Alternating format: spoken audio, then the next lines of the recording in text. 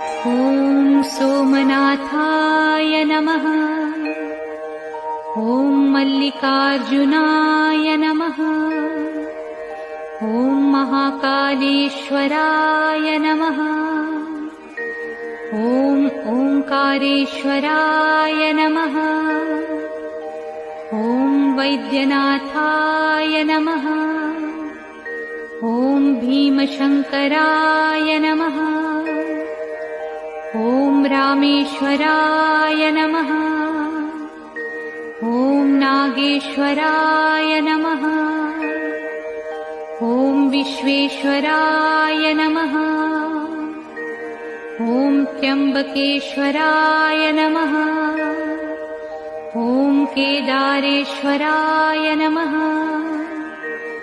ॐ भुस्मेश्वराय नमः।